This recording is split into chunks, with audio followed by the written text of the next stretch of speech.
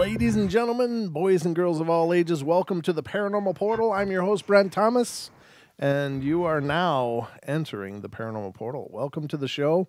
Hope you guys are having a wonderful weekend. It is Saturday night. This is live and unrehearsed on this second day of March 2019. And as far as I can tell, spring is on the way. Spring called and said it'll be by in a couple weeks. So welcome to the Paranormal Portal, and I'm not alone here. As always on Saturday, I'm joined by my good friend and co-host, Mr. Don Longbeard. That's me, and my mic's still not. Hey, I got unmuted. Wow, Yeah, that's so cool. Works so much better when I push that button. Gosh, I really like it when you push that button because I really like talking with. Let me do it again. Oh. Hey, just one time through the show. That's just all. One time. Just turn it on and leave it. Let it go. Well, you know, we get live mics on TFR, so No doubt. I gotta mute them during the breaks because is this a hot mic? I know I don't want to get some fantastic cuss words onto the Portal archive. Wow. No, I'm just kidding. I don't. Part of Portal Lower. Remember that night that Don and Brent were just Yeah, exactly. dropping bombs? Yeah, we generally don't swear very much, and Don, you don't really either, which is kind of good. I mean, you're not a big cusser. I mean, but when my mouth engages, it comes out. Yeah, I'm not saying you don't. I'm not saying those are words you don't know. What I'm saying is they're your words you don't use a lot, and not anymore. Yeah. Neither do I. Well, I guess it depends on the company. You know, I'm kind of chameleon in that way. If I'm around people that are cussing, social cursor. Yeah, it just like comes out of me. It's like it just flows like a sailor. Because you know you got to speak in the local tongue. So, you know you can't go to Spain and try to speak Chinese because it doesn't work. So you know you got to speak in Spanish. You know, I don't know. That's my excuse anyway. So he's sticking to it too. I'm fluent in many tongues. Oh boy. So anyway, ladies and gentlemen, welcome to the show. Tonight is going to be a whole lot about a lot of different things in the paranormal, and it's just cool to do these shows because I think we get locked into one topic, you know, for a whole show, and that may make some people feel like, hey, I'm not really into this subject as much, and I understand, but we're still going to do that, of course. But every once in a while, I like to do these you know potpourri kind of shows where we just got a lot of everything. And it, you know, besides and I love having guests on the show, I really do. And last night we had a wonderful show with Duke. We got some great shows coming up this next weekend as well, providing I can get them scheduled. But in my head it's going to be a great shows next weekend, but I still like the opportunity for Don and I to kick back, talk, and to connect with you guys because, you know, this is how it all started, and it's still, you know, really fun for me. So the phones will be open tonight, ladies and gentlemen, and you can certainly call in with your own ideas and thoughts and experiences or whatever. And there is no topic that's out of bounds so long as it's paranormal. And so the call-in line number is 213-233-3998. Again, 213-233-3998. 313-233-3998. Thank you very much. And so that is 3 times to drive it into your memories. Once, and Don typed it. You typed it 3 times as well. No, you typed it 4 times. Well, actually, there's 5. So. Oh, okay. All right. So there's no question. If you're in the YouTube chat, of course, you can see it listed 5 times by our fearless Longbeard. And, of course, you can see it in the frame of the show as well. Yeah, if you're on YouTube, you can see it in the frame of the left, show. Yeah. If you're in TFR, you should already know it. Yeah, well, yeah, because it is the TFR call-in line. So it's the same for all the shows on the network. But we are, you know, happy to hear you guys and hear from you guys. If you got something to say or you just want to call and tell us how cool we are, we're always good for that too. Nobody's ever done that, but I just thought I'd throw it out there. So the lines are open, ladies and gentlemen, if you want to participate in the discussion, which is going to take many shapes tonight. But it doesn't have to be along with the discussion. Like, say, for instance, we're talking about something to do with spirits, and you're like, oh, I should tell them about this time I saw an alien. Cool. Call in. Call. We want to hear about it. We don't mind changing gears for you, you know, because that's the kind of show we have here. I'm going to cough down. Okay. He's coughing. I'm still clearing out. I'm still clearing out. So it's doing good, though. I'm feeling really much better. But we really had a great show last night, and thank you to all of you who were here and were a part of that last night. It was a lot of fun, and Duke is always just an amazing guy to talk to. I love the fact that you can talk about different things, and he'd be like, well, in 1972, up in the mountains of the Sierra Nevadas, Ron Moorhead and his friend were recording. It's like, wow, he knows when, he knows where, he knows, specifics. The guy is just truly a paranormal encyclopedia, especially in the cryptid world. But we also found out last night that he is also dialed in on the Mars thing. Mars thing, yeah, exactly. Did you catch much of the show last night? No, then? I did not. Okay. Unfortunately. No, it's okay. I understand, and you've got a whole lot of other things going on, and I understand. But called unfortunately, I have to work. you do, and I understand. But I hope you do get a chance to listen to it. And if those of you out there haven't heard last night's show, please check it out. It was just a great time, great discussion. I'm hoping to get Kevin Lang back on. Hopefully this next weekend. That's one of the shows I'm trying to schedule for next weekend to dive more into the Glegg story and his continuing research and experiences as well. Kevin was a lot of fun and great guy to listen to, and he's just really amazing stories that he's got and experiences. I don't mean to dismiss them as stories. I mean to call them experiences. So tonight is just a whole bunch of stuff. So, first thing I was doing was going through and finding these weird stories. Now, we all heard about Frankenstein. You've heard of Frankenstein, right, Don? Sure, yeah. I even almost read the book. Yeah, you almost read the book? Okay. Well, did you see the movie at least? The one with Robert De Niro? No, I'm talking about the one with Boris Karloff. Oh, you mean like way back when? Oh, yeah. You know what? I don't remember. It wouldn't surprise me, though. Okay. Well, anyway, the whole idea is that someone is absolutely infatuated with the idea of creating life and obsessed with it. And so he goes around and finds these pieces and parts and puts together his own body and then animates it with the power of lightning and I'm sure many other things that weren't listed in the show to keep people from raising monsters all over. But it's an amazing story. It's an amazingly entertaining story. It's horrifying and creepy, and you'd think that because we have stories like that out there, that it would teach people to not follow in Frankenstein's footsteps. However, one of the stories I found tonight is from Live Science, and it's titled "Mini Monsters with Multiple Heads Created in the Lab." Oh my God! There you go, ladies and gentlemen. They're at it. They're creating their own little Frankensteins.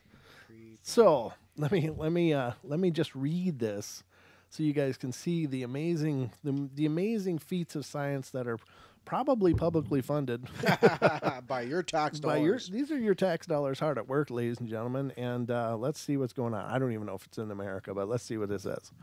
The tiny immortal hydra is a freshwater animal that can regenerate an entirely new animal form from the tiniest sliver of its body. Usually it does this perfectly. 1 foot, one long skinny body, and one tentacled head. But with a single genetic tweak, researchers can create monstrous hydras that spout fully functional heads all over their bodies. Appropriate for an animal named for the Greek monster that had somewhere between 6 and 9 heads. These many-headed hydras aren't just a trick of mad science. For the first time, researchers have figured out what keeps the hydra head regeneration in check. The findings could inform everything from human development studies to cancer research. Scary. So there you go, ladies and gentlemen. People are screwing with science, creating these absolute anomalies, and that's going to help them treat your illnesses. Anomalies or abominations? Exactly. That's the problem. So the problem is, okay, let's go back into the Wayback Machine, into, what was it, the 1950s in South America, when somebody had the brilliant idea of taking a perfectly fine and healthy idea of a honeybee and crossing it with an African bee to make a much more efficient and productive honeybee. It also created a killer, didn't it? It created killer bees, ladies and gentlemen. And with the accidental window left open in the lab, they introduced this killer bee population to the rest of the world. To the world. You're right. Now, have they been as horrible and as as people feared? Well, probably not. But here's the thing: there is now a species of bee out there, due to science's meddling, that swarms in the tens of thousands, probably aggressively pursue its prey for hundreds of yards longer than a normal honeybee would, and successfully stinging and stinging and stinging and stinging. So essentially, a person dies from this aggressive bee's huge introduction of venom into their bodies. Yeah. People have survived these things, of course, but many people have lost their pets and dogs and cats and so many other things, and people have actually lost their lives, not just because of they were allergic to bees, but because they were stung tens of thousands of times. So it's people's meddling in the natural order of things, in the pursuit of science, that has the potential to create absolute abominations, and it's absolutely frightening and scary. And this is kind of my biggest fear with science, is that there's no morality to it. There's no ethical compass. I like the saying, just because you can doesn't mean you should. Right. That's just it. It's like they can. Yeah. Okay, they can create this Hydra thing that has heads all over its body. Well, what does that mean? What's the point? So now they got this thing with lots of different heads that lives in water. And somebody's going to flush a toilet, and suddenly those are going to be everywhere. And what does that mean? Well, we don't know, and that's the problem. Is they tackle these huge challenges, but they don't. For what reason? Exactly, and they don't account for the ramifications. Yeah. Now, there's also ramifications on the natural balance of places. I mean, everything in nature has an equilibrium. It's in a state of balance because everything that exists in an environment balances everything else. It stays in balance. And for instance, Asian carp that were released by some loving pet owner somewhere decide, I'm going to set you free. And now we have these swarms of leaping carp that jump 15 feet out of the water and have killed people. Like, I think people have had their heads crushed as they're boating along with their family, And so just with the idea, well, it's the introduction of this thing that has no balance in the natural environment that it's in. Yeah. So they absolutely breed and they take over huge, sections, and they choke out the native populations of things that are in balance, because they create this imbalance. So they eat up foods that other things would have eaten to establish their species, and so there's no balance to it. Now, I do believe that eventually nature will find a balance for it. Right. But what does that mean? A bigger, a more aggressive fish. Right, exactly. It means exactly.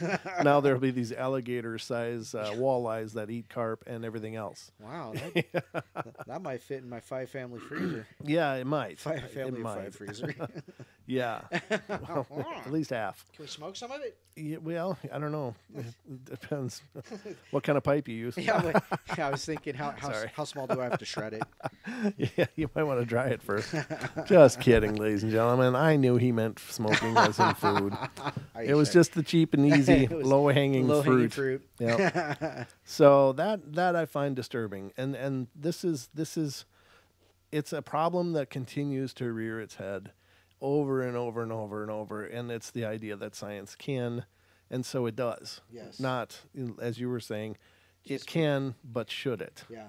Which that moral compass is not in there. That ethical compass is not in there. It becomes more of a challenge of can we, rather than should we. What can we do today? Oh, right. Hey, how about a 2-headed sheep? So, and the reason that I think that that's important, and this is the Paranormal Portal, but it is paranormal because it's introducing something that wasn't here before. Now, many things in the paranormal, there are ideas that they were introduced here that weren't here before, and they were introduced by military experiments or the Montauk Project, right? The Montauk, the Philadelphia experiment, exactly. So there's things that were introduced into our world that weren't here before, right? And how many of these things that go bump in the night were things that used to be in a whole different dimension. Right. Oh yeah. Or how many of these things that are dragging deer down in the woods used to be in a laboratory somewhere. Right. You got now. Here's the thing with for instance,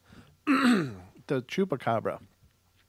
Now, in the paranormal community, this idea of the chupacabra and cryptozoology was the original idea was it was this dog-sized creature that had like spikes on its back and kind of was low to the ground, almost like an echidna kind of thing, but bigger, and it would attack and drain the blood out of sheep and goats. It was the goat sucker was the original interpretation of what the chupacabra meant. It's a goat sucker. And so they'd find all these goats with holes in them and drained of blood and such. And where was I going with this? Oh, so then now that was the original interpretation of what a chupacabra is. Okay, now when you hear the term chupacabra, it's applied to these weird coyote things as well. These weird elongated bald coyotes that have these rough patches of skin on their buttocks near their tail. Right. And it also means these kangaroo-looking things that somebody found in I guess some people from a veterinarian college or something were out having a cigarette and they saw this weird creature, so they set a trap for it and trapped it, and it looks like a kangaroo with fangs. Huh. Now that they're explaining that as a chupacabra as well, and there's footage of it out there, ladies and gentlemen. It is, and it's really a weird looking thing. And they looked at it for a while and decided to let it go. Well, I'm pretty sure there haven't been any fanged kangaroo up here in North America for quite a long time. Not indigenously. The saber-tooth kangaroos. The saber-tooth kangaroos. I think they died out in the Ice Age, but apparently they're back. Kangaroo coyote cahabras. Yeah, exactly. Duke said something here. He said the chalupa cobras. Exactly. You never know. Yeah, they might be good. They might be good on a. Right. But the other thing is okay. So these chalupa cobras. That's so funny. They apparently are here now, and what does that mean? I don't know. Where the hell they come from? I don't know. But you've got things like so many things going on within this scientific paradigm that we're in with this amazing discovery and mapping genomes and splicing things together and creating spider goats and stuff like that. No doubt. It's just like, my God, what the hell's wrong? So this is my first mention into our show tonight, into the wild and bizarre, and I'm curious what you guys are thinking about it. So you'll have to call in and let me know. Definitely. We would love to hear your thoughts on this, ladies and gentlemen. And that number would be 213-233-3998. There it is. Yep. So, and I'm looking at the board, and nobody's calling in. That's all right. We'll keep talking. What are you guys doing out there? Come on. Get to it. No, I'm just kidding. I am curious, though. I'm curious, what do people think? Is this just me being paranoid? What are your theories? Is the idea of scientific advancement worth the risk for such things?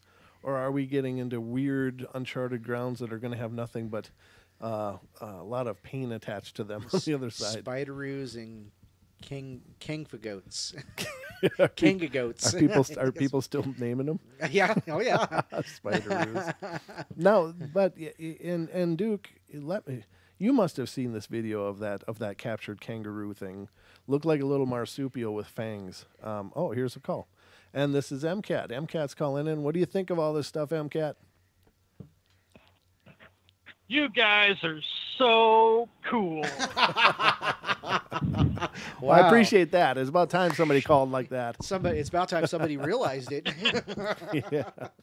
We're setting trends up in here. How you guys doing tonight? Good, brother. How you doing? Doing good. I'm doing good, out here making a living. Oh, good. I appreciate that, and we all appreciate it because you're bringing the goods where they need to go. Where are you at tonight? I'm in Missouri, heading down to Joplin. Oh, nice. Tornado country. Not yet, maybe. You never well, know. it's a little early for tornadoes, but yes, it's Tornado Alley. Outstanding. So what do you think of all this experimenting and oddness going on? You think that's is it worth it, or are we just in real trouble here? I wouldn't necessarily say that we're in real trouble just yet, but some of it is rather strange. Right. I'm reading a book right now that's called Affective Neuroscience, and I can't remember the guy's name. It's like Pans Yanksef or Yan Pansef. Anyway, the guy discovered that there's a play circuit in mammals, and he discovered it by studying rats and how rats play, and rats will wrestle each other and they'll pin each other, right? Okay. So yeah, there's a federal study that was studying rats wrestling. I mean, Wow. well, it actually turned out to have some fruit, and now we know that kids, young kids especially, will just crave rough and tumble play, and we kind of have a good idea as to why. They're wired that way. Oh, okay. So there's some goodness coming out of it. So there's some good that's coming out of it, yeah. Now, doing the spider goat thing, I'm not exactly seeing the end game for the spider goat. I mean, unless you want to, delve into some kind of weird MCU spinoff, I don't know where we're getting at with some of that. Well, where the spider goat thing was to basically see if they could get the udders to produce the silk for making. Oh, jeez, really? To make like bulletproof, fabric. Yeah. I'm serious. I'm not making this stuff up. No, I'm sure you're not. You didn't think that what happens if the spider goats get out in the world and now they're making this bulletproof material all over the wilderness? Suddenly they got Kevlar shells on them, so you can't hunt them. Yeah, the deer are running around with Kevlar armor. Take them down anymore. There'd be a lot Good of pissed grief. hunters, yeah. Yeah. Yeah, so that's our science at work.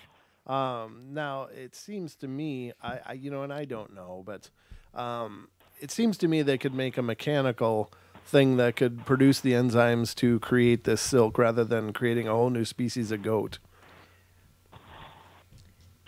Yeah, you would think that would be a lot more controllable in a lab somewhere than, right. Trying to gene splice some new species into existence. That's probably not a good idea.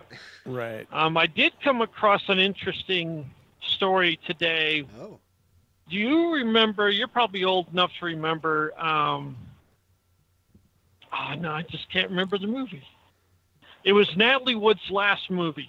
Brainstorm was the name of it. Okay. And it was a movie about a company that was recording consciousness and dreams, and that you could play them back like a tape, like VCR. Huh. Oh, right? Okay. I was reading a story that it turns out that there were labs that were actually trying to do that. Now, none of this is I don't have any confirmation about this. This is just hearsay at this point. But the article that I was reading was indicating that there were labs that were successful at doing this, and that this was going to be kind of a pre-marketing campaign with this movie. Oh my God. Wow. Right. So I'm sure instead of So I don't know. I got to go deeper into it and see if there's anything to it or not. Right. I'm sure it got absorbed into some black project somewhere. Yeah. And it's being used on people when they're sleeping to see if they know secrets or something. It probably got Something along that line. Yeah, probably got absorbed into the Montauk project, because that's kind of what that was remote viewing throughout the world, kind of thing. So it was crazy. Yeah, that might be it. It might be. That's really crazy. I don't know. Hey, by the way, you're still up for doing a panel with other investigators, right? Absolutely. Okay. Well, I've been really throwing that around in my head and coming up with a format, so I'll be in touch with you and Dan and Lisa as well, and we'll get that planned. Outstanding, man. I'm looking forward to it. All right, brother. Well, as always, it's a great pleasure to hear from you, and be safe out there on the roads. Absolutely. All right, Buzz. I'll take you guys take it easy, and I'll see you later. Absolutely. All right, see you, MCAT. Thanks for calling, bud. You bet. Bye. Duke said something about they actually did it and it worked, and that it's actually in production. The spider goat, I think, is what he was referring to. It's just crazy. To think that they could milk the silk out of out of the goat. I mean, when are they going to develop venom and stuff then too? You know, because I mean, I know the genetic mapping has come a long way, and they can probably just trigger that, but there's got to be some other effect. There can't be. Nothing we do works out that well. I mean, have you ever? Okay, Don, have you ever gotten something that had some assembly required? Oh yeah. Okay, so you got a whole instruction book telling you exactly what to do. It shows you what to do, how to do it. They send those out? Well, they do. They're included, but but even if you follow those instructions, something always goes sideways. So I'm just saying, ladies and gentlemen, that's the way it works. But we're gonna go on to our first break. We'll be right back for more of this mayhem of our paranormal world. Don't go away.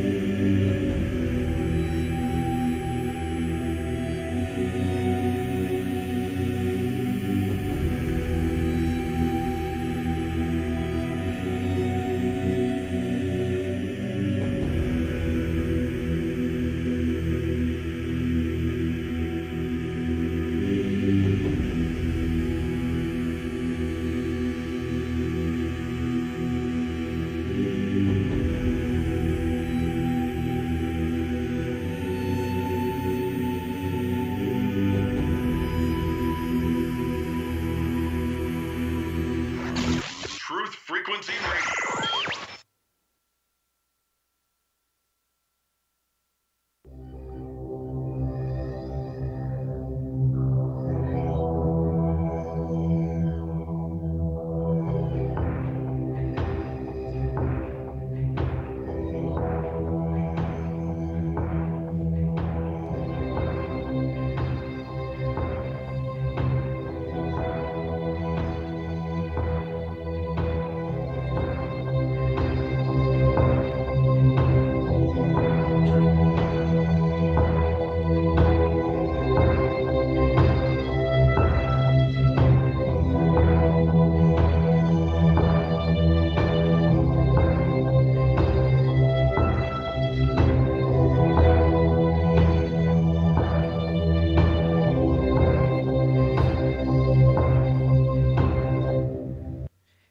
guess what, everybody? It's the second half hour of the Paranormal Portal, and right now you have me. That's that first half hour just went really quick, talking about spider goats and such, and the hydras. Before the show, me and Brent were talking about what we were going to do tonight, and we decided on a potpourri. So I got a few Men in Black stories I wanted to read out. Of course, we know that Men in Black are always those gentlemen who pop up after you have one of those experiences that you're not allowed to talk about, even if it's not really true or whatever. They always show up for some reason. So I thought I'd read some of these, and this one's called the telepathic encounter.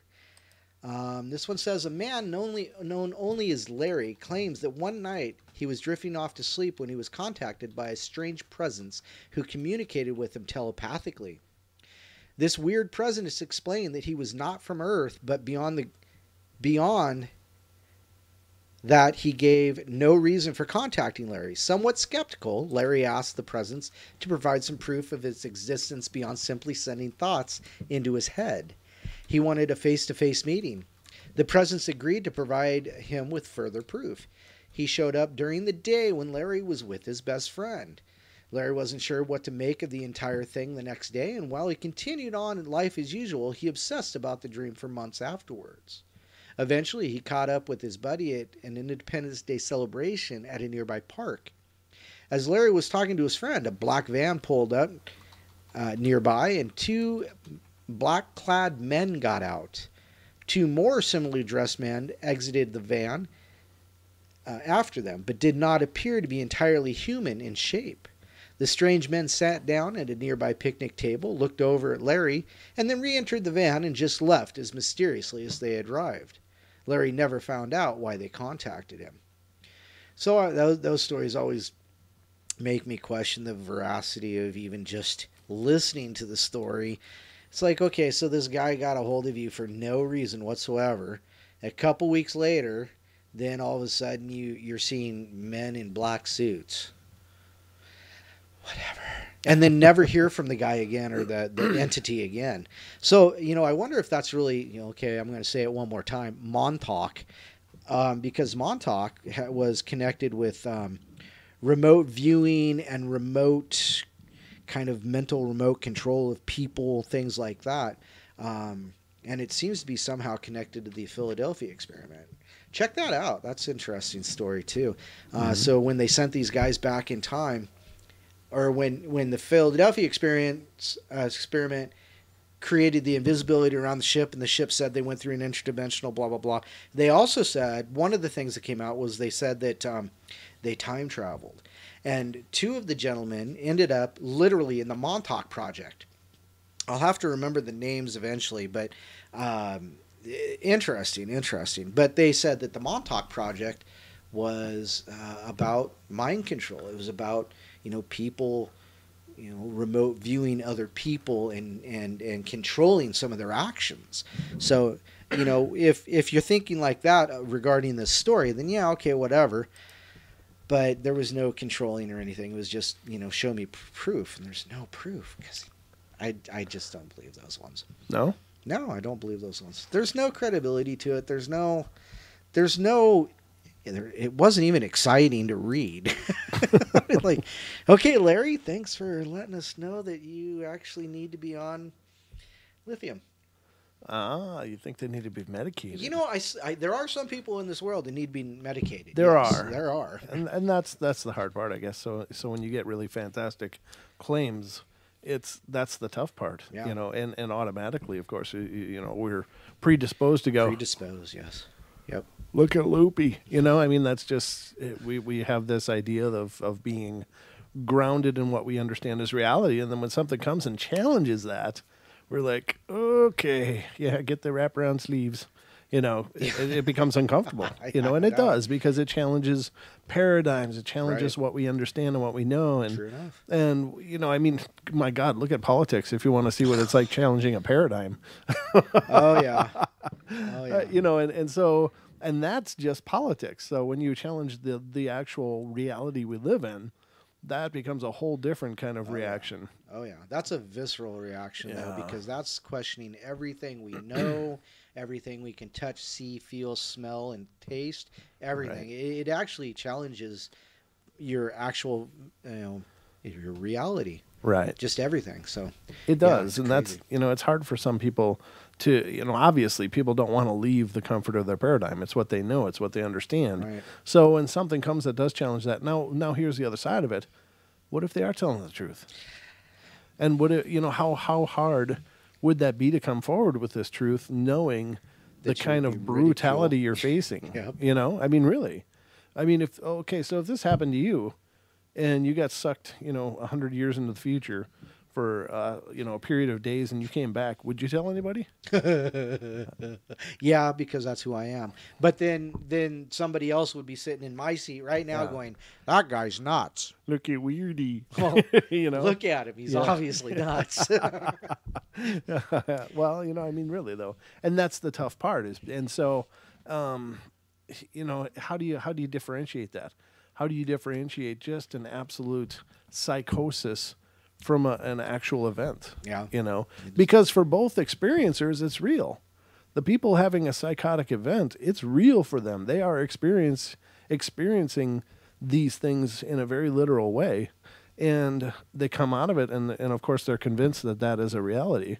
And then you have people that are allegedly really experiencing these things in terms of dimensional physics, and then they come back and it's a real thing for them. So, and that's the tough part. I don't know.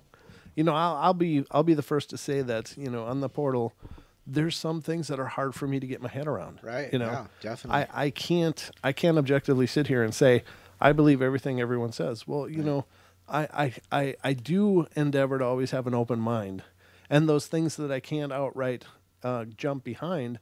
What I do say is that there's things I can't possibly understand, and but I will keep an open mind. Right. And so I don't like the idea that we may slam the doors on people just based on the fact that what they say is so absolutely different than what we understand. Different. But I love how you were very politic on that word. Well, I mean, but I think you have to be, right? Well, because I mean, really, when you think of the fact that.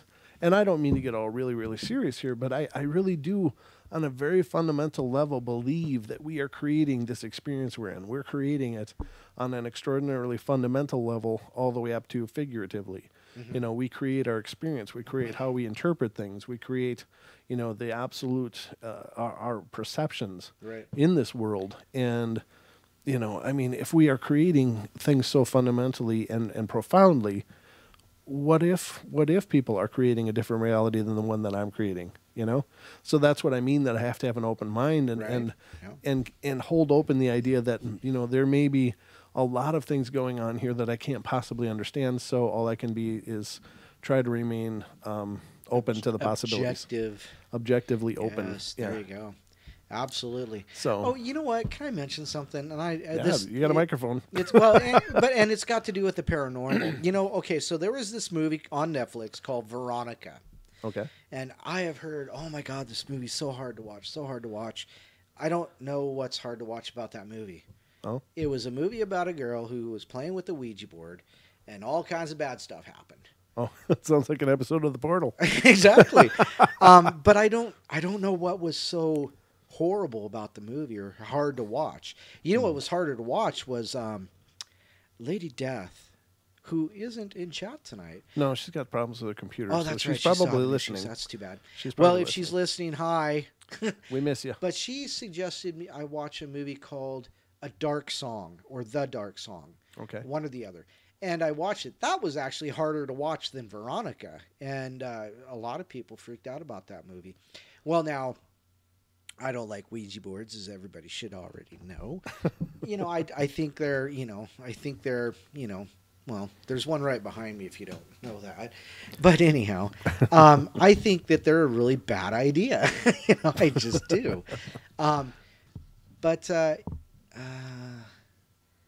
Oh, well, that's interesting. Duke just said, I didn't believe the Fire in the Sky story was 100% until I met Travis Walton.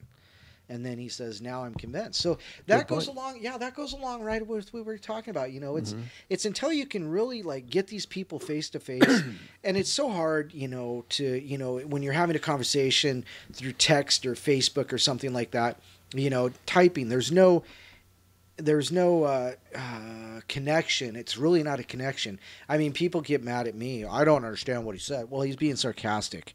Sarcasm doesn't come through on typing unless you type sarcasm. Sure.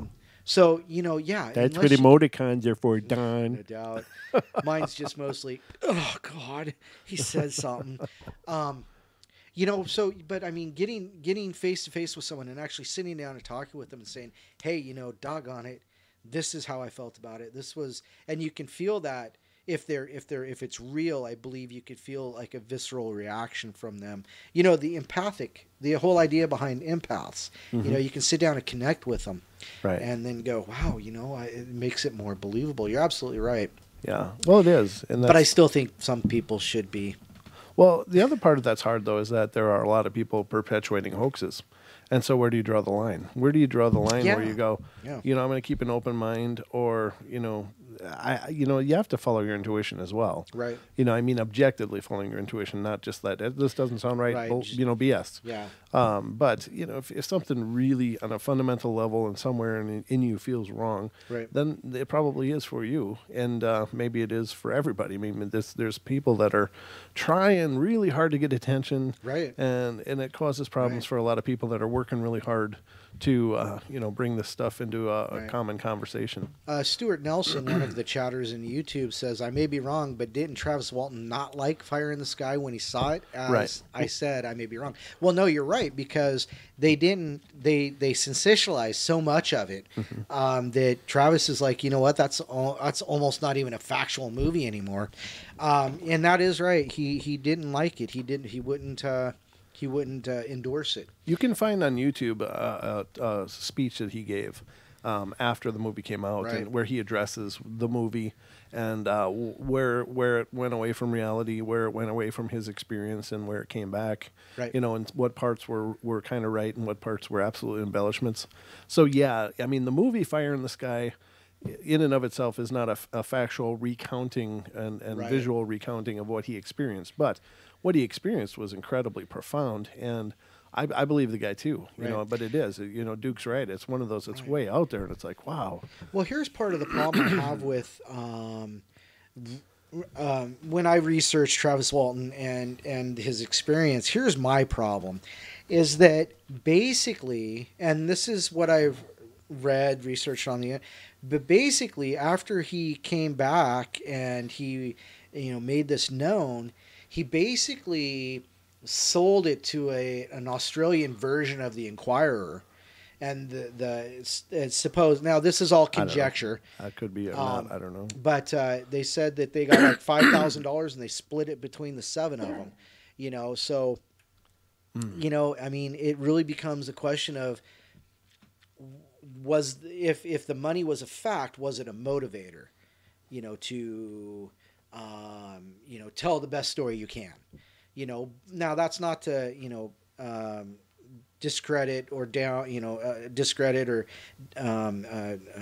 Travis Walton. I'm sure he experienced something. I don't know what it was, but you know, if that's true, then, you know, it really throws the whole thing into question. And I guess it would be for me at this point to get a hold of Travis Walton and talk to him about that and find out what happened there. But another thing I understand, and I may be wrong, these, like I said, these are things that I've read, is his older brother wouldn't actually let him speak without his older brother being in the room. So he kind of controlled it. And this seems to be something that was instilled by their father, is that control mechanism. The oldest controls the youngers, you know, and so, you know, like I said, that's something that I would have to sit down and talk with Travis about, but I don't see that happening anytime soon. So, but, you know, like I said, this is what I understand. I'm just relaying the information.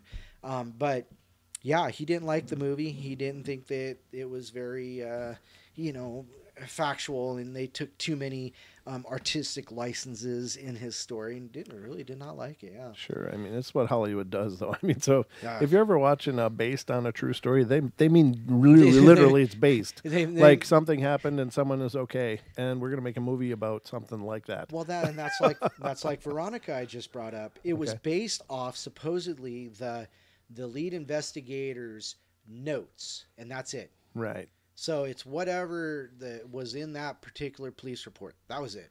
Sure. You know, yeah, it was a good movie in the sense that it was a movie and it was good. There were some, you know, slightly hair-raising things in it, mostly for me because it had to do with a Ouija board. But, you know, I mean, you know, it's just one of those things, you know. So what is it about Ouija boards that you really don't like? If you want to talk about a portal to hell, that I believe is like the pinnacle of a portal to hell. Do you? Yeah. Okay. Oh, angel boards. Have you ever read about angel boards? Okay, so. Oh, don't get me started. Oh, but my okay, God. go ahead. This drives me nuts. I'll save my Okay. ideas about the angel board when you're done. There is a specific church, a specific branch of Christianity that believes that you can use what's called an angel board to summons angels. Now, you know, it's similar. It's set up similarly to a Ouija board in the sense that it has the alphabet and it has yes, no, you know, numbers. Yeah, it's got the whole thing. But here's what is going to stop a demon from coming through on an angel board? Well, it has a picture of an angel, Don. Oh, that's the difference. That's the difference. You're right. Oh no. No, here's the thing. I mean, it's still a spirit board. Yeah, it's a spirit board. It doesn't matter if you've got the Simpsons on there or, you know, if you've got the pantheon of hell on there. Either way, it's subject to whatever decides to come through.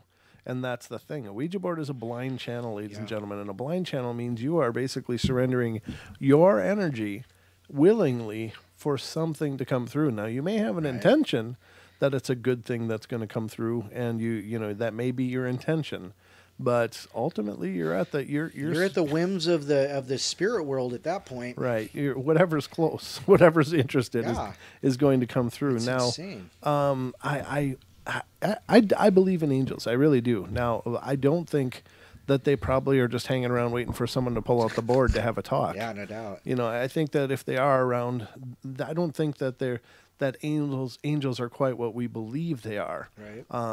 Not to say that they aren't divine or whatever. I believe they probably are, or at least incredibly altruistic. But I think that they have a fundamental objective in that they are dedicated to the preservation and continuation of goodness and and trying to be protective and to guide, perhaps, you know, for lack of a better term. Now that's just in a nutshell. I think there's so much more to this, and it would take several shows all on its own for me to explain to you what I believe these are. But I think they are, you know, these are wonderful beings that try to, you know, help. And just because you have a board decorated with angels and lots of you know, pretty things doesn't mean that that's what's going to come through. You know, and you talk a lot about well, how about this? How about if it's faith-based? If you thoroughly believe, or if you're firmly planted in your faith that an angel will come through, or an angel will answer. Dukes has said Angel Board would seem to include the subcase of fallen angels. Oh, good in point. the nomenclature. You're right. I good point. Because they are by definition angelic, or were. That's true. Yeah. And would be by virtue of their base property or base, you know. Right. Yeah. Well, ability. yeah, they were all divine at one point. Allegedly. Well, I mean, you know, if it's a specific belief system that states that they were once, you know, holy and rebelled and got kicked out. But, you know, whether they were or not, I don't know. But yeah, I mean, that's right. Yeah. So crazy. Just because it says angels doesn't mean that it's just going to, it doesn't work for the bad the bad guys. It doesn't just filter it out. No, you can't be on this board. No. You have your own board. No, you go over there. No, I will say that, again, and I've said this many times, I think out of the box, a Ouija board is about as dangerous as a Homer Simpson poster. It hasn't been used. It hasn't been put through any ritualistic practice, unless you believe that there are people in the factory that makes them that are trying to corrupt them before they leave. Right. And whether that's true or not, I can't pretend to know. But in and of themselves, by virtue of having a pattern on them, does not imply evil any more than wearing a cross implies that you are saved and holy. That you're It just doesn't. It's just a symbol. Now, once there are ways to use those boards in ways that should minimize or at least greatly reduce the possibility of something negative going through. But that has more to do with you. That really doesn't have much to do with the board. It has everything to do with you. Ritualistic practices of old and a lot of ritualistic magical practices have 99% of those practices have to do with you focusing, with you learning how to tune yourself, with you learning how to channel energy and a lot of energy and how to direct it and how to mold it and shape it. And so it really doesn't have much to do with I got the right wand or I'm wearing the right clothes. Right. I mean, it really doesn't. It has everything to do with you. And certainly an oracle like a Ouija board would be no different, as is tarot. Right. By virtue of owning a deck of cards does not mean you'll be able to successfully read people's futures. The idea is learning how to tune yourself and your energy towards this event and to read and a lot of really good Ouija or tarot readers are channeling as much information as they're getting from a card. Right. So a card may point them in a bit of a direction as far as aiming their intuition and what they're reading, but they are pulling it just as much, if not more so, than the deck itself. So right. So that's my 2 cents on Ouija boards. Yeah, I just wanted to bring that angel board thing up. I'm like, you can't be serious. Well, they can be. And well, apparently they are. And to be honest with you, I'm actually encouraged by the idea that there's a Christian sect or church that subscribes to the idea of spiritualism, because I think that spiritualism in and of itself is not negative. It's not of the devil, and it's not evil and vile and such. And I think that there's a lot of bad interpretations of old texts that imply that. But, it is what it is. And everybody has to have their own beliefs, and I respect your beliefs. And whatever you believe is fine with me, as long as it doesn't cause harm to other people. Yeah, but I believe that, like you said, these are blind channels. It doesn't matter what pretty picture there is on it. It doesn't matter if if it's, dedicated to St. Michael. Yeah. I don't think so. No. So, yeah. But, along the same lines right there, though, the same or a related, like a split from that particular branch of Christianity, also uses tarot cards. Sure, well, that's fine. Now, the people the people who founded the original church, they decry. They say no. We don't subscribe to that. But there were people inside that church that were using them, sure. And so apparently they've broken away. But angel boards and they said they were using these to bring in people who use them in the wrong ways, to guide them in the proper way. Oh. It was a tool to use. That's like I read the other day that some churches are opening bars to bring in out. Well, wasn't it Martin Luther who founded the Lutheran Church? Wasn't he a big party animal? No, originally he would go hang out in the clubs and be like, "Hey, having a good time." Yeah, this is what heaven's going to be like. Yeah, right. I mean, seriously, it was kind of like that. Hanging out in clubs. No, not really. Well, you know what I'm saying, though. Yeah, he was vomitoriums. That kind of vomitoriums. Having a good time. This is what heaven's going to be like. Yeah, you're going to love that one, huh? Because by the weekend you deserved it. Self-proclamations. So it's interesting that you went into tarot cards too, because they also believe, and then the churches with bars in them. Yeah, that's where you. I might actually go. No, I'm just kidding. Can you fill my bottle? Yeah. It brings communion to a whole nother level. Yeah, no doubt. Consecrate my beer, would you please? They give you a 40 and a pizza. That's something I can dig into. I need some more body of Christ. No, I'm just kidding. I'm not trying to be sacrilegious, guys. But it's just funny. I mean, I really did read that, and it was just crazy. We have 50 seconds left of the first half of the show. Yeah. And thanks for letting me go off on that. But no. Yeah, I would certainly definitely join a I love you all, and whatever your religion is, God bless you. I mean, I just hope you have a religion. Just have a faith of something in something, but I don't pretend to be able to preach to you regarding your religion or your faith, and I honestly think all faiths are beautiful as long as they're done in a loving and kind way. Right. So, yeah, we're going to go to our first break, or our hour break. And we'll be back for the second hour of the show tonight, ladies and gentlemen. So don't go away for more of this paranormal mayhem on the Paranormal Portal.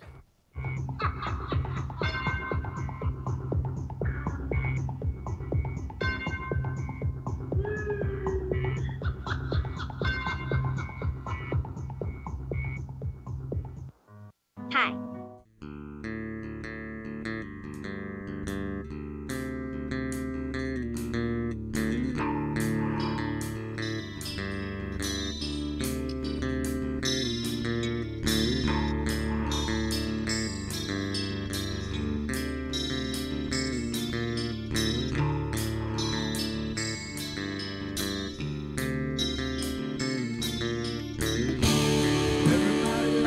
Play their games. Everybody loves to place their bets.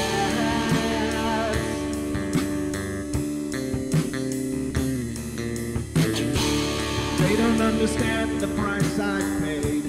They don't care to comprehend.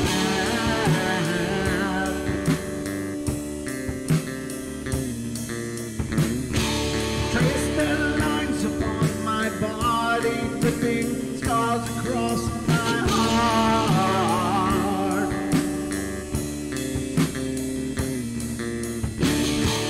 Raging anger boils inside me as their lies keep falling apart.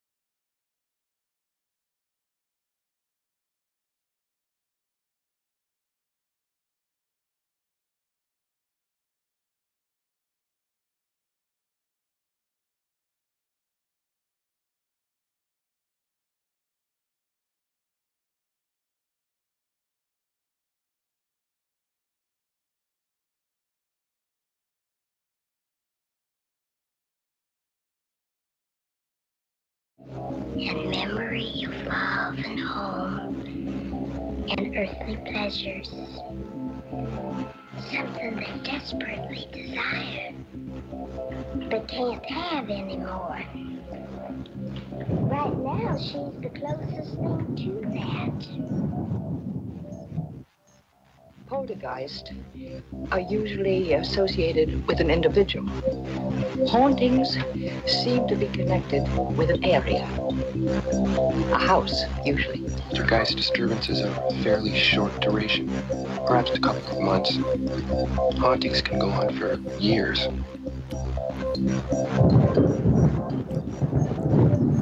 And so does the portal, ladies and gentlemen, and so does the portal. So welcome back to the second hour of our show tonight, ladies and gentlemen. I hope you're enjoying this journey of madcap improvisation and reflection. Johnny Tyler, Madcap. That's from one of my favorite movies, ladies and gentlemen, Tombstone. I love that movie. It was awesome. Why, whatever do you mean, Ike? Perhaps we should have a spelling contest. Oh, my God. If you haven't seen that movie, then you are missing a fine example of cinematic history here in the Americas and abroad, I'm sure. I'm sure it's a good movie no matter where you watch it. But hope you guys are having a great night, and thanks so much for being here among us as we go through this portal, which is largely uncharted, much like most of my life. Most of my existence is uncharted, ladies and gentlemen. I'm just winging it. Hey, let's do a quick shout-out, eh? Let's do one. So right now, YouTube, we have, now these are active participants. Brian Sullivan, that's Mr. Duke. Ms. Deb Varner, how are you, ma'am? Haxer, he's, apparently he likes the way I say Montauk. So interesting. Jim, how you doing? I'm going to have to go back and reread those comments about the Pleiadians and the Greys. I missed that. Lena Hickman's here. Aloha. Aloha. Mr. Lewis, how are you doing? MCAT, of course, he's already called in. He's one of our... well, he's one of the family. Really good guys. Yeah, one of the family. Yeah, all of you are family, but he's one of the family that actually calls and talks to us. So Nellie popped in. Nice to see you, Nellie, and Renee, Sarah, and Ken. Oh, those are long timers there. So there you go. And excellent deal. How about TFR? Who's over there? Who's got who? Well, let's see here. First, I want to say Doc Kayak, because he's been flirting with me in the TFR chat there. Doc, you sexy monster. He is. I'm a little jealous. I see Lucky in there. I see TFR Wookie. Hey, Lucky. Chris Steiner, how you doing, sir? Heart of the Rebel 666. Who's that Brent Thomas guy in there? I don't know. He's a sexy beast as far as I know. Certainly a beast. Starflake Freeman 8. Lewis is in there as well. And TC Hawk, how are ya? Nice to see ya. Who's this Lewista guy? Lewista. Lewista? Who's Lewista? Starflake. I don't recognize Starflake. Good to see you, Starflake. Yeah, nice to see you. Thanks for being here. And whether you're listening to us on TFR, iHeart, TuneIn, or TalkStream Live, you can also watch us streaming live on the Paranormal Portal YouTube channel. You can watch that. And we're really excited for the unveiling of the TFR streaming as well. Yes. That's coming up. I know the boss is working hard on it. I'm just really I'm excited for that as well, because it'll give the TFR crowd, of course, the ability to have those visual things that we can do on the YouTube channel. Right. And it's something that's been a lot of fun for us on the show. It's great when you can talk about something and, all right, check it out, guys. I got it up on the screen. Boom, it's there. You don't have to explain it. Everybody can understand what's going on a lot better. So my hat is off to the Mr. Geo, an amazing man. Thank you for... He and Cherie are absolutely visionary and phenomenal. Yep. Absolutely. By the way, ladies and gentlemen, TFR and the Paranormal Portal are, of course, brought to you in part by iAlife. So go over to iAlife.com and check out the amazing CBD blend. It's not just CBD. Now, again, I want to just say this because a lot of people are really getting ripped off. And this is true. This is, honest to God, it's true. There are people on Amazon or eBay or somewhere that are selling hemp oil, and that is not the same thing. Hemp oil is an herbal thing, and it doesn't do the same thing as CBD oils. Right. So there's people on either Amazon or eBay, and I don't remember which, but they are selling it for like $80 a small bottle, and it's not CBD oil, so people aren't getting the benefits. Now it's a dietary thing, as I understand it, and hemp oil is good for you too. Don't get me wrong, but it's not what CBD oil is. Now, of course, there's a lot of CBD oils out there, but I'm here to tell you that the iLife blend is not only the CBD oil, and it's all non-GMO, all 100% organic, but it's also a blend of with bee cappy from the ayahuasca vine. Now in South America, the bee cappy is considered the great healer, and that in conjunction with the CBD oil, and it's not psychoactive. It's not going to make you feel loopy or weird. Darn it! But well, I'm just saying, there's other ways for that, Don. But they're not sold currently by iLife. But it's an amazing blend. It's an amazing product, and I hope you guys check it out. Again, iLife.com. Head over there and check out the options. A fantastic quality. It's delicious. You don't have to mix it with something to be able to handle it. It's absolutely phenomenally tasting right out of the bottle. Yeah, and there's lots of different packages for whatever your purchasing needs are. So check it out. iLife.com, ladies and gentlemen. And back to the Paranormal Portal here. And we are having a wonderful night. And thank you guys again for being here and being a part of it. So, what? Hacker, he just put up a recipe, a drink recipe for the night. What is it? Tonight's second drink. It's called the Red Eye, which is exactly something I drink. It's 6 ounces of beer, 4 ounces of tomato juice, 2 shakes of Tabasco sauce, and get this, 2 aspirin. A pinch of salt and pepper, and add one raw egg. Woo. I like the aspirin idea. That sounds awesome, actually. I don't know what does the aspirin do, brother? I don't know. I might need a little ibuprofen in there as well. I think it'd be good for your heart as well. Oh, that's true. Yeah, I actually take aspirin all the time. Oh, yeah. Just because you can't ever be too careful. Oh, gosh. And it just goes to show you that the best healers are the natural ones. Now, the aspirin, of course, is derived from willow bark. Yep. It was used by Native Americans who First Nations introduced us to the whole concept. Maybe there was European knowledge of it too. I don't know, but it just, it's like a miracle drug. Aspirin is like a miracle drug. Right. It helps with so many things, and it's healthy, and it's good for you too. Sarah says to take a prenatal vitamin before, to prevent a hangover, and I'm going to admit this. It's actually true. Really? Yeah. Okay. Because the folic acid, they just jack up the folic acid in the B vitamins. Okay. And yeah, it works. It works for me. Well, there you have it. Of course, I wash it down with a red beer to begin with, but whatever. What is a red beer, by the way? It's just it's like a Bloody Caesar, which would be like. A beer with it's not as fancy as the one Hacker put on, but it's basically tomato juice and beer, and I usually put a shot of Tabasco in there because I like spicy things.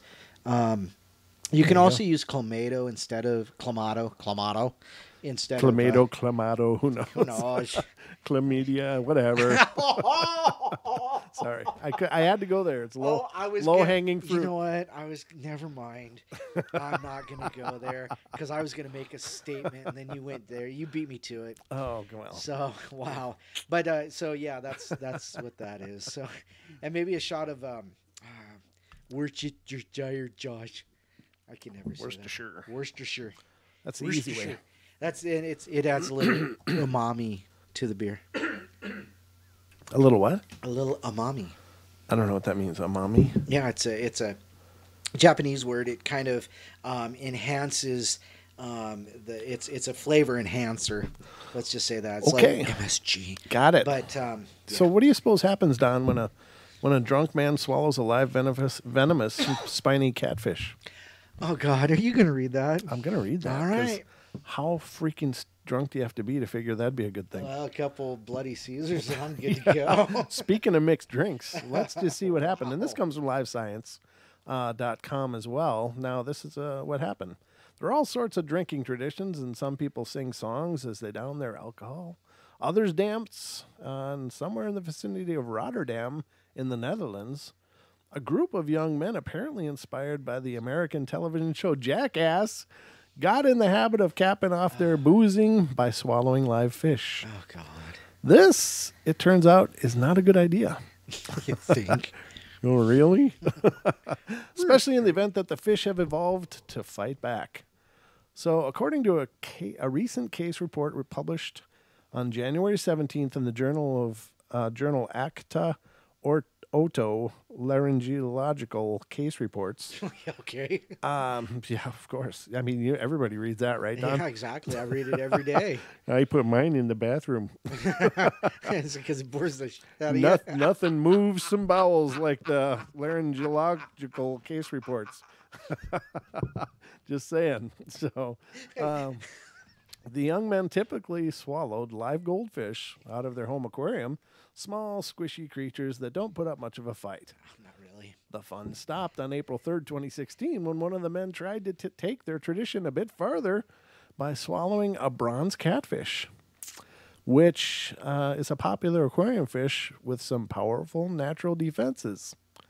And most animals know better than to eat the bronze catfish, said Kees Molker, a director at the Rotterdam Natural History Museum, who reviewed the catfish remains after doctors removed them from the man's throat. That is for a good reason. Their cute 2 to 3 inch bodies are defended with spines mounted on their pectoral fins, and when the fish get stressed out, say, for example, when they're being swallowed by a predator, those spines become erect and can pump venom into the mouths of their attackers. Because of this, bronze catfish don't have predators like birds or other fishes, except it didn't account for drunken college kids. Molker told Live Science, those who give it a try die, and natural selection does work. Indeed, in the man's case, it appears that he quickly realized that he had made a grave mistake.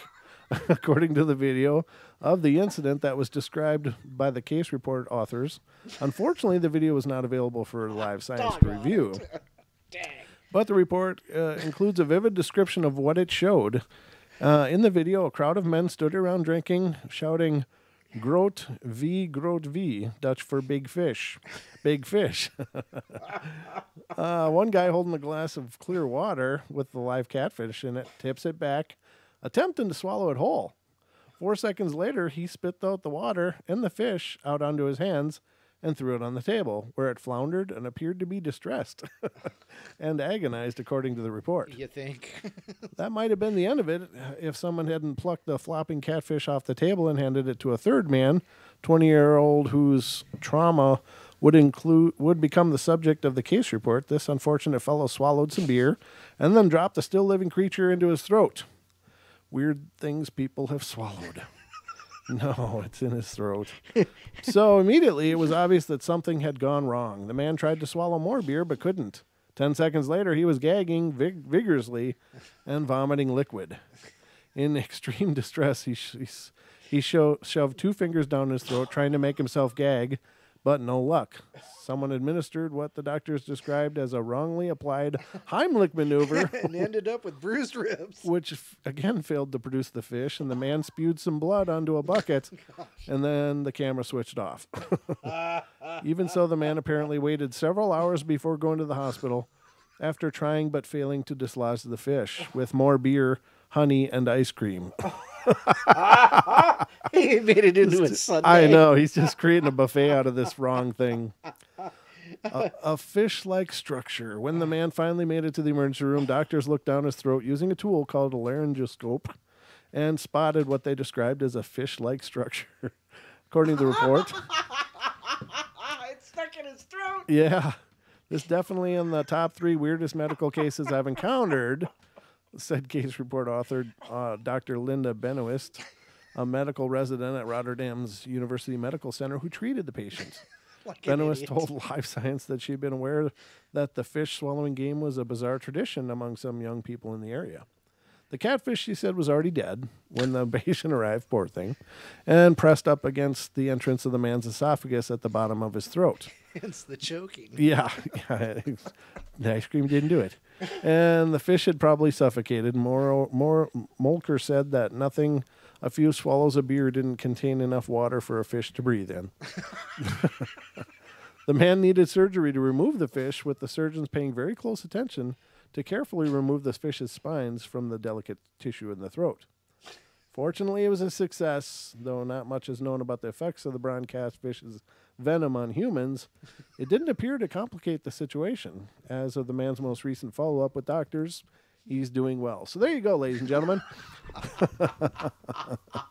How do you like that? It ends now, Don.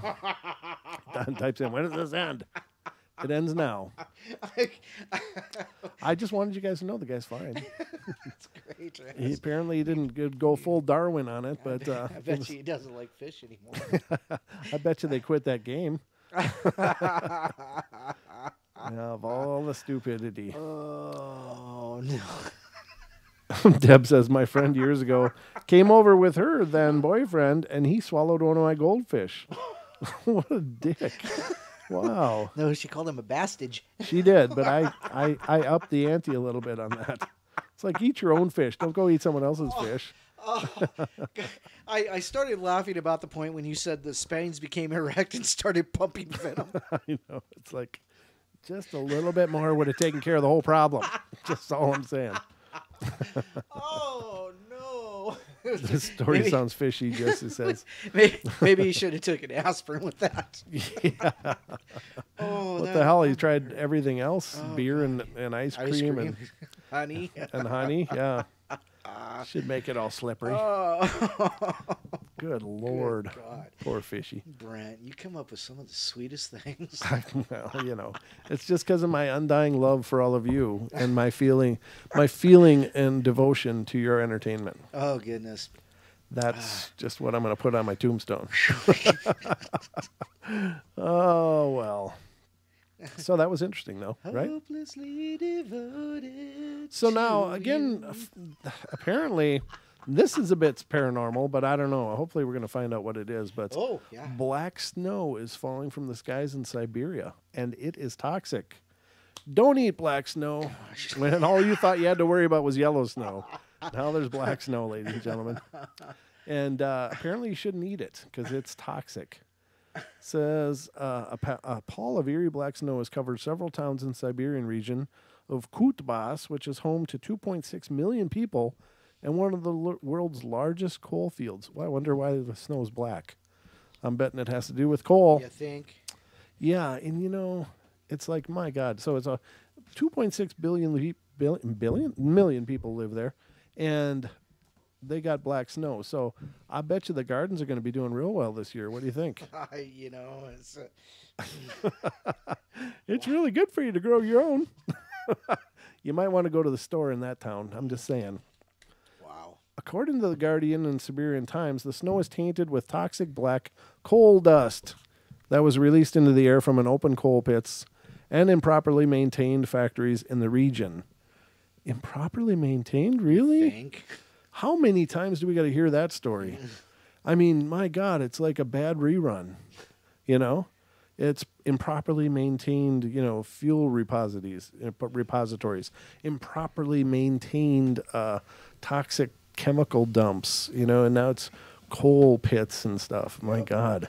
So there's not much more to say about that, but apparently they got black snow up there and it's toxic. So, right. Well, I would rather have coal going on than the whole, Fukushima thing. Oh, absolutely. At least with coal, you can clean it up and it's done. But, with radiation, you're stuck with it for, a 10,000-year half-life?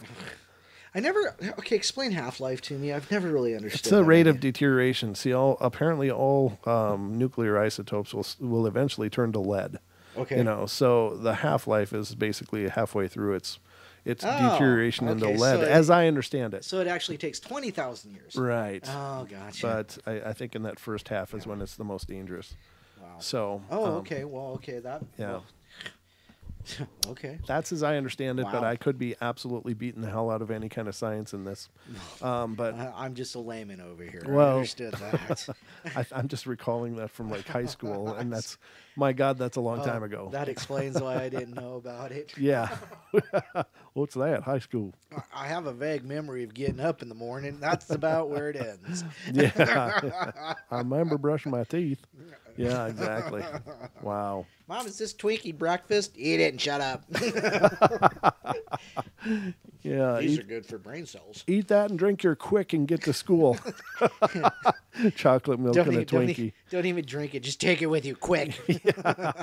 We didn't have milk. Just eat it out of the spoons. Grab a spoonful and go. I used to put it on my toast. Did you? I loved it. You had chocolate milk toast? Yes. Wow. I used to just sprinkle it on. Wow, that probably tasted pretty good. And actually, at the time, it did. Now they've changed the formulation. Now it tastes like crap. Oh, really? You've tried? Oh, okay. Yeah, it's probably nothing resembling cocoa anymore No, or chocolate. Pretty much not. It's just some kind of chemical derivative. It's like Cool Whip. Yeah, It's like, why not just whipped cream? Well, no, we'd rather have this chemical soup that gets all fluffy too. It's like you're reading Cool Whip and you don't know whether that's the stuff inside or what the container's made out of. It's like, what? Oh, no. Oh, no. You got another story there? Hey, Sasquatch Chronicles, good to see you. Oh, excellent. Hey, yeah. Welcome to the show. To see ya. You are always welcome. Yeah, well, everybody's always welcome. No, just you. Just you. Everybody else out. Let's go. Get out. Come on. Hacker, get those bouncers working. Dang it. No, but I'm just telling you, this stuff is nasty. This whole Frankenstein that we're involved in. I don't know what to make of it anymore. Wow. It's crazy. So what else do you got, brother? Well, I got this thing. I pulled up this thing. I was looking for MIB stories, right? And I pulled up this thing called the Murray Island Incident in 1947. Okay. Now, this is from my part of the world. It's in the Puget Sound. Murray Island is in the Puget Sound, off the coast of Seattle. It's in the Sound. Well, anyhow. It says the 1947 Maury Island incident is one of the lesser-known Washington State UFO occurrences, but it should be better known for several reasons. It is probably the first incident where a witness claimed that a man in black intimidated him into silence, and it took place before the famed Roswell crash, yet there are many similarities between the two. Moreover, the two military intelligence officers investigating the sightings died in a tragic air crash before they can complete their investigation. Unfortunately, the two principal witnesses, Harold Dahl and Fred Chrisman, became objects of suspicion and controversy as the investigation continued. The incident, as reported. In 1947, a common hazard in the waters of Puget Sound was logs that floated on its surface. Yes, because they used to float logs, yeah. Oh. They escaped from jams waiting to be turned into lumber by nearby mills. There you go. Several men worked as an informal harbor patrol, snagging these logs and taking them to the mills for a salvage fee. Harold Dahl worked on one of these boats, and his supervisor on the shore was Fred Chrisman. Dahl reported that on June 21st, he was on his patrol boat with two men, his son and their dog. Okay, the two men weren't his son and the dog. His two men and his son and dog. All right, just do your best. Sound them out, Don. All right. Hey. Around 2 p.m, Dahl's boat approached the east shore of Maury Island, which is attached to Vashon Island by a causeway road. Oh, yeah, okay. I know where it is now. And is about 6 miles west of Des Moines, Washington. So that's up closer to Everett, which is about a 45-minute drive. Well, maybe it's an hour and a half drive now. Dahl looked into the sky and saw 6 objects floating about 2,000 feet above his ship. 2,000 feet? That's a long way, actually. Wow. The objects were made of some reflective metal, donut-shaped, and about 100 feet in diameter. He could tell this from 2,000 feet below. The center hole was about 25 feet in diameter. Dahl said he also saw round portals and what he thought was an observation window. 5 of these craft circled over the 6, which dropped slowly and stopped hovering about 500 feet above the water. Okay, now it's getting better. Ooh. Dahl put to shore because he was afraid the center craft was going to crash onto his boat. Once ashore, Dahl took several pictures with his camera. That's an old camera. The low ship stayed in position for about 5 minutes with the others still circling above. One of the ships left the formation and moved down, touching the lower ships. One of the ships left the formation. 47 seconds, 45. And the two contact for several minutes until Dahl heard a sudden thud. Suddenly, thousands of what he thought were newspapers dropped from inside the center ship. Wow. I'll finish more when we get back. Yeah, it's a cliffhanger, ladies and gentlemen, but we're going to take our last break of the night, and we will be right back for the last half hour of our show, so don't go away. We'll be doing attendance. We'll see you in just a minute.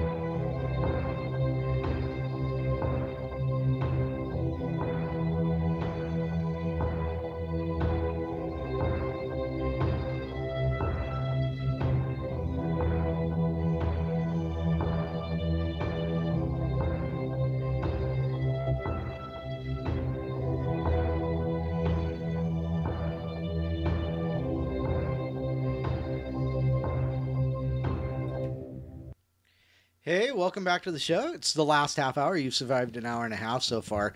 You are troopers. We love you all.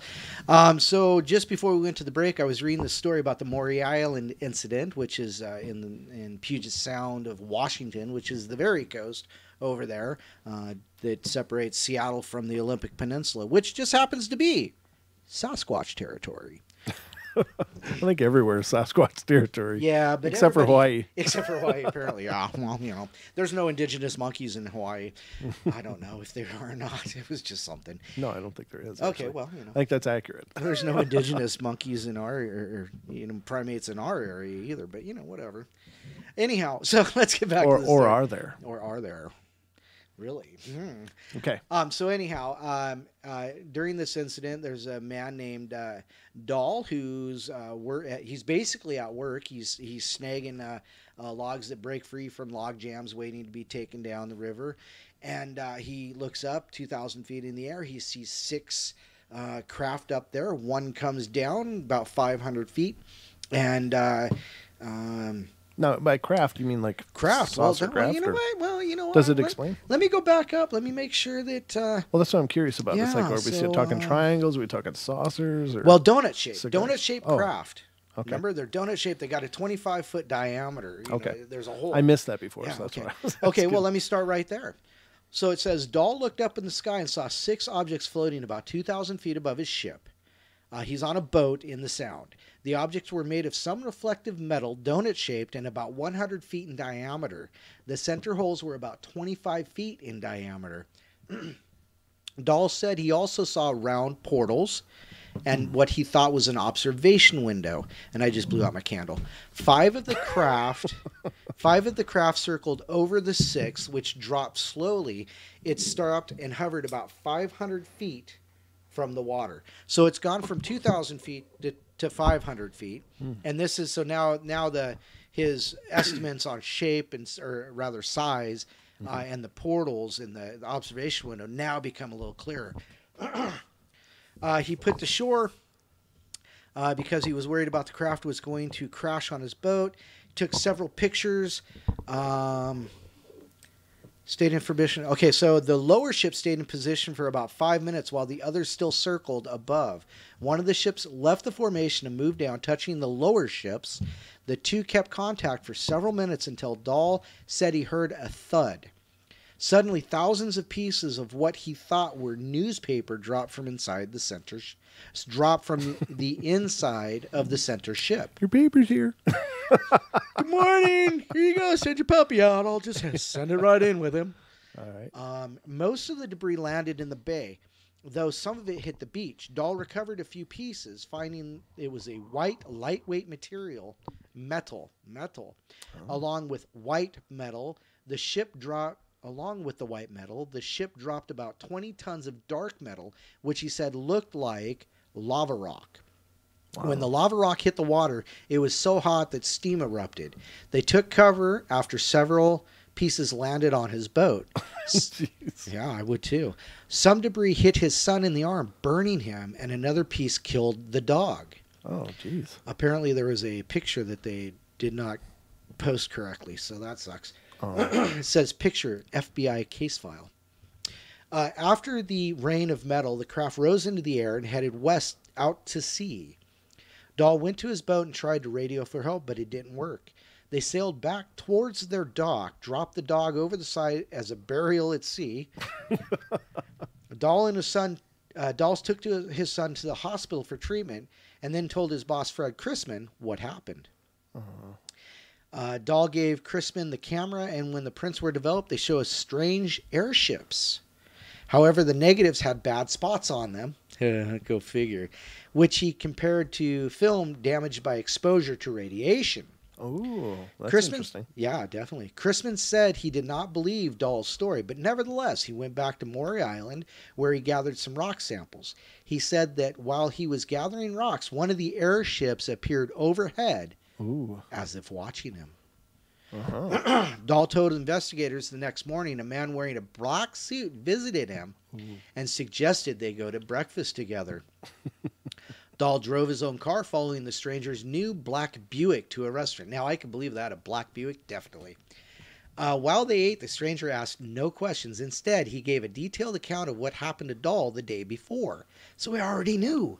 Ooh, that's cool. The man in black warned Dahl that bad things will happen to Dahl and his family if he ever told anybody about the incident. Now here we get into the ominous MIB story. Yeah.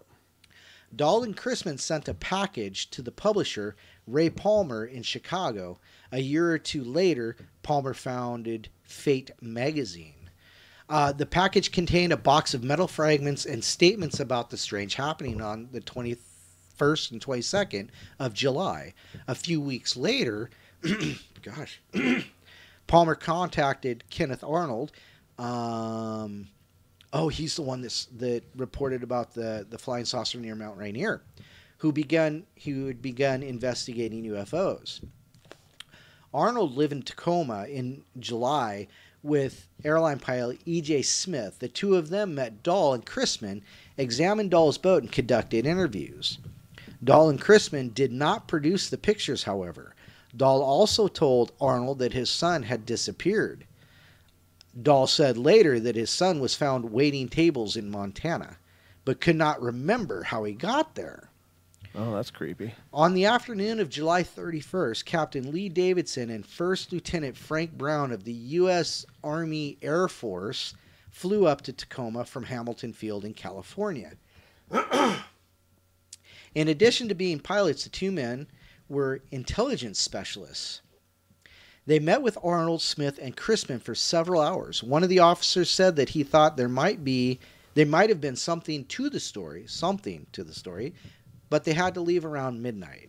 They were in a hurry to be at Hamilton Field on August 1st, the day when Air Force was to split from the Army. That's right, 1947, yeah. Mm-hmm. The two officers flew out of McCord Air Force Base. Oh, it was airfield at the time, around 2 o'clock in the morning on a B-25 bomber with crew of two other men.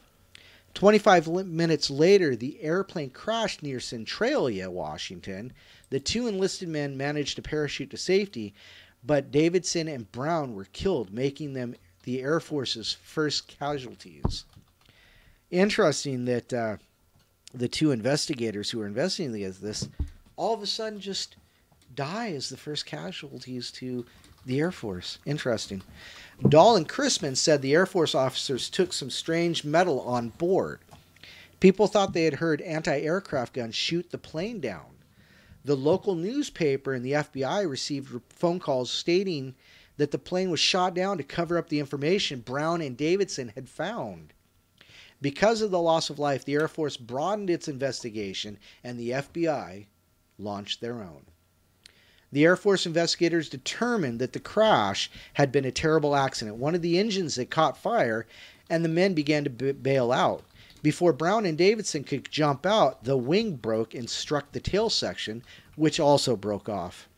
The plane went into a spin and trapping the men inside. Wow. Another Air Force investigator spoke with Dahl and Chrisman and visited their boat. He stated that the damage he saw did not match the damage that sailors had described. There were no piles of metal on Maury Island, and the existing samples looked like slag from a metal smelter. His conclusion matched the FBI investigators that Dahl and Chrisman had faked the incident to gain publicity for a magazine article. The FBI warned Dahl and Chrisman that their hoax had not been successful, and if they dropped the matter, the government would not prosecute the two men for fraud, which had resulted in the death of two officers. At first, Dahl and Chrisman went along with this. They made statements about the story was faked and simply refused to give interviews on the matter. But a few years later, in January 1950, an issue of Fate magazine, Chrisman stated that the incident had happened, and Kenneth Arnold included Maury Island in his 1952 book, The Coming of the Saucers. Wow. Today, most people believe that Chrisman and Dahl faked the incident, perpetuating the hoax that got out of control. Other people believe the U.S. government was behind a conspiracy that may have been involved. may have involved, what? May have involved anything from UFOs to dumping nuclear waste in the Puget Sound. This is my surprise face. Can we just leave it at surprise face? Yeah. They believe a shadow government agency sabotaged the B-25 bomber in order to eliminate the investigators and blame Dahl and Chrisman. Jeez. Some investigators recently visited the crash site, hoping to find some strange rocks to prove one way or the other. But so far, no answers have been found. The story is from the website Weird US Read, the original. Anyhow, so interesting story. That's the first time I've actually ever heard of it. Me too. I don't think I've ever heard of that. Yeah. But, so, what is your takeaway on it? Do you think it happened, or do you think? What are you thinking? I think it follows the traditional line of pretty much encounter stories. So that'd be like around the whole Blue Book thing going on. Oh, anyway, it was before Blue Book, right? But I mean, obviously, allegedly the government has spent a lot of time. Oh yeah. Discounting these things and going out of their way to discount these things, and I wouldn't be surprised if this was one of the progenitors of that whole theme. Yeah, no doubt. And besides, it was the first thing the Air Force was involved in as the Air Force. Yeah. So yeah, definitely, I think they would. Oh, what is Duke saying here? Well, he says a lot of things. But Arnold. Yeah, he made that. Go ahead and read it. He says, Arnold saw a formation of objects which looked like a Nazi World War II Horton flying wing, but, those Hortons were just ugly things, but described their motion like a saucer, presumably thrown, skipping across the water. Interesting. Right. Interesting. Thanks, Duke. Very cool. Yeah, it doesn't surprise me, Duke. Duke would know that. The man is a walking reference section. Yeah, no doubt. It's just amazingly. Shay, dig into that their card. What do they call it? Yeah, I lost it. Yeah, well, that one went. It was. You're off to a good start for what it's worth. Card catalog. That's what it is. Dive into that card catalog and find me the first incident of a U.S. Oh well. Yeah. I love it when you do that, Don. All right, before you start doing your jug band practice, let's see what else we can get into here. We got about 13 minutes left. So, yeah, that's crazy. Phone lines are rather quiet tonight, so that's okay. I'm sure we can find other weirdness to talk about. There's just a whole bunch on this site. It's just weird. Now, these are really cool, and I can show this. I think it's more of a natural thing, though, but people are talking about these on these frozen lakes and streams. They're seeing these perfectly circular discs of ice, but I think that's just a natural phenomenon as a function of the current as it's going around. So like there'll be a frozen top to all these ponds or lakes. It's got to be a moving body of water, but there'll be this perfect circle of ice. You've heard about this? Yeah, I've heard about it. Yeah. I mean, you don't believe that's paranormal, do you? I don't know. Is it a vortex? Well, no. I mean, I think it's just a function of the current. Well, it may be, but maybe it's being caused by a paranormal event, like a portal. little self-promotion in there, like a portal. It's like a bad overdub. I went to the portal, and that was good. Yeah, you're right. Now that you said it that way, yeah, I do my own overdubs. It's like a way we cover up swear words. You son of a portal. That's actually a great idea. Thank you. So anyhow, get back to the swirl. Well, I mean, it's just these bodies of water. So and they are odd. It says giant spinning disc of ice looks like an alien creation.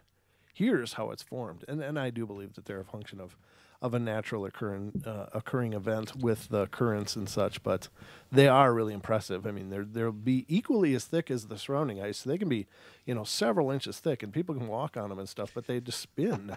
They're just rotating. It's really, really bizarre. If you've never seen that, I'm sure you can find about a gajillion examples on YouTube of it. But it really does look like it would be paranormal. I got to say, I grew up on the banks of the Mississippi. And I never remember seeing anything like this there, but perhaps it's too big of a body of water and it wouldn't have the same effect. I don't know, but let's see what it says. It says, its appearance has been likened to a moon, an alien creation, a crop circle, and a giant lazy Susan. Really? That's a big lazy Susan. That's where we keep the pots. Have you seen the movie Monsters vs. Aliens? Yeah, I think so. There is a big Susan in that. Oh, yeah. I remember that, yeah. Yeah, that's right. So what's your monster name? Susan? Ooh. Say it again. All right. Sorry. No, I mean, when you're coming down the street, what do they scream? What would they call you? Susan? Susan? Yeah, great movie. That was a classic. That's funny. All right, so regardless if it's a sprawling disc of ice spinning in the Presumpscot River in Westbrook, Maine. There's a river called Presumpscot. Wow, okay, has people talking. According to news reports, the disc extends about 330 feet, 100 meters, across and is spinning in a counterclockwise direction. Ducks seen taking a spin spurred the analogy to a duck-around. Okay, that's a weird thing to include in parentheses. Thanks for that. A drone video shows the gorgeous ice formation in all its glory, slowly rotating in what looks to be a slight bend in the river with small eddies rolling by the narrow passage, not crowded out by the disc.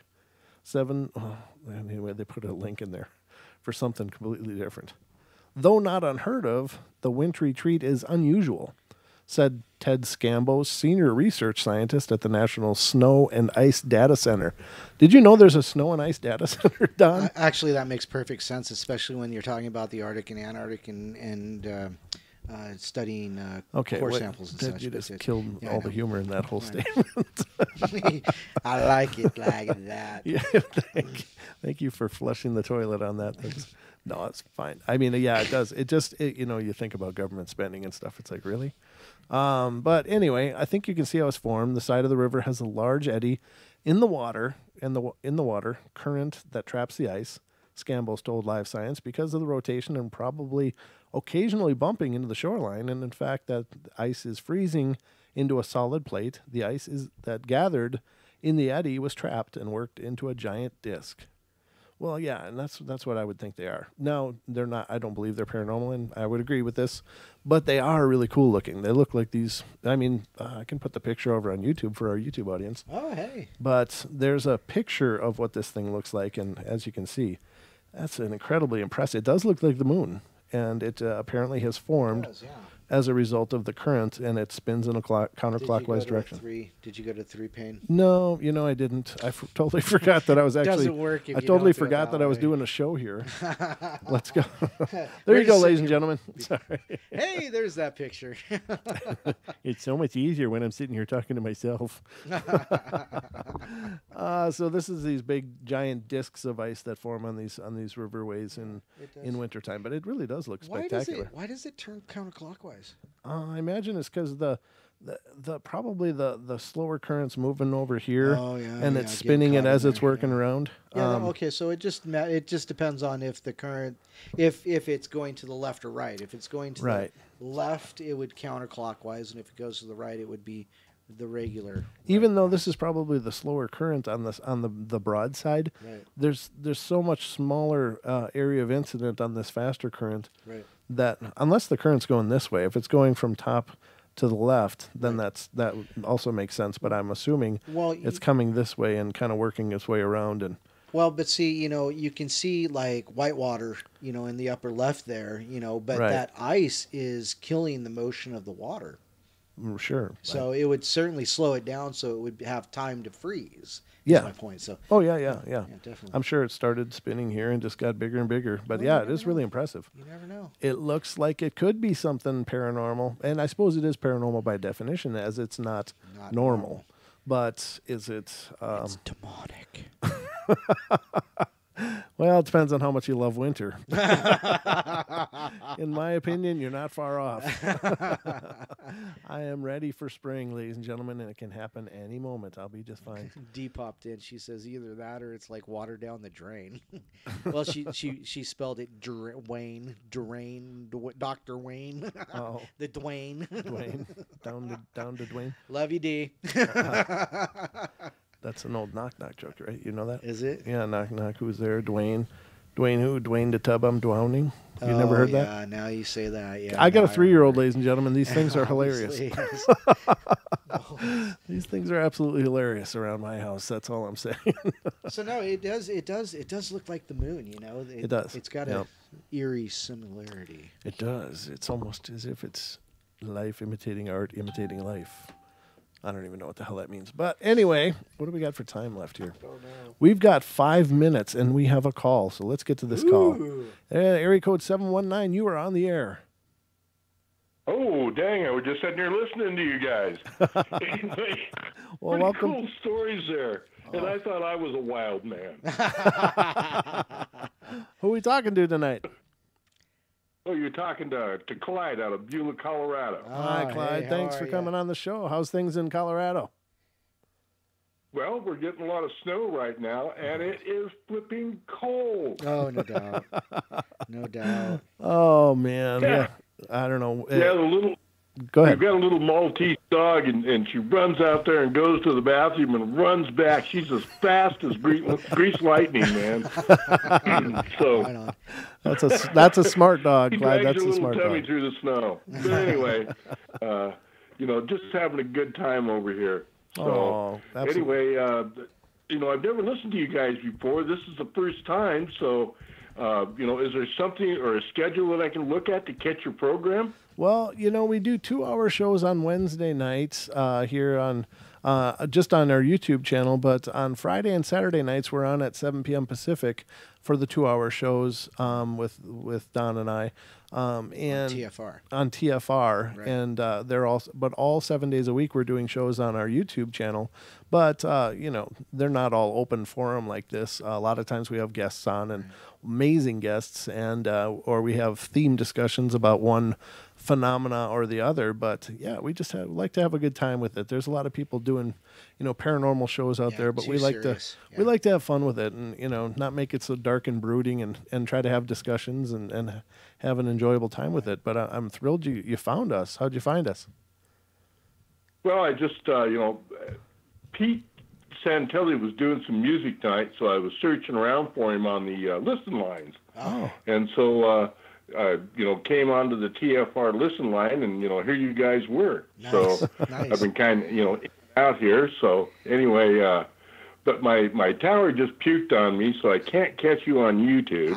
Oh, okay. So I guess I'm look for you on TFR. Yeah, we'll be on Friday, Saturday nights on TFR at 7 p.m. Pacific time. So it'd be great if you caught us. But thank you so much for being a part of the show tonight. Awesome. And glad you found us. Thank you. That's awesome. Oh, yeah. Well, thank you very much for your entertainment. It was really good. And I'm going to stay away from the brown catfish. That's for sure. Oh, that's a tale to tell, isn't it? Oh, yeah. And don't try to drink them. That's all I'm saying. All right. You have a great night, sir. Well, tequila will make you do things like that, too. So, we don't do that anymore because you get to that point where you're invisible. Yeah. Oh. Boy, and the neighbors really, really don't like you for the next, 3 or 4 days. Yeah. Something about invisibility makes people crabby. Wow. That's awesome. Anyway, you guys have a good one. All right. It's a pleasure meeting you. Thanks for calling. That's awesome. All righty. Very cool. But that's about the 2-minute mark, Don. An accidental listener. That's kind of cool. I like those kind of listeners. Those are, every one of our listeners is wonderful, but Absolutely. It's really cool when people call in just to say hi. I mean, there doesn't always have to be a reason. Just call in and be a part of it. Oh, Lucky's. What's Lucky? She's falling on the floor, huh? She was responding to me using Portal. Oh. In place of... I will kick your portal. Oh, that's great. Well, I don't know. We're down to about a minute and a half. Yeah. And ladies and gentlemen, we'll be back again. I'll be back tomorrow night for the Paranormal Portal Bedtime Stories from Beyond. And we do a show 7 days a week at 7 p.m. Pacific time on our YouTube channel. So if you haven't found us yet on YouTube, it's youtube.com/paranormalportal. And definitely subscribe and like. And we do the bedtime stories are just generally shorter format shows, just telling a few stories. And, it's not really an open forum. It's just me talking. But I'd love for you to be there as well. Absolutely. And Don and I do a 2-hour show on Wednesdays on YouTube. as well. So it's kind of like this, except without commercial breaks. And then, of course, we do the Friday and Saturday shows on TFR, iHeart, TuneIn, and TalkStream Live, as well as our YouTube. But 7 days a week, 7 p.m., you'll find a portal happening on our YouTube channel. And again, it may be swirling the drain, but there'll be a portal. Yeah, there is a portal, and a drain is a portal if you think about it. That's what I'm saying. All right, you guys, love you all. Be good, be kind, be nice. Take care of each other. Help each other out. Find the magic in every day, and make sure to find the laughter as well. Absolutely, we need more of that. Again, and Doc, good night, and everybody in TFR listening, thank you so much, and everybody on YouTube, thank you guys so much. Don, anything in closing? Thanks. We appreciate it. Thanks for calling in, Clyde. MCAT, you called in too. Thank you very much. We love you. I'll see you on Wednesday. All right, guys, stay tuned for Beyond the Veil coming up next. I'm not sure if it's a live episode or not, but it's always a great show. Even if it's a rebroad, it's a good show. There you go. Love you guys. Take care.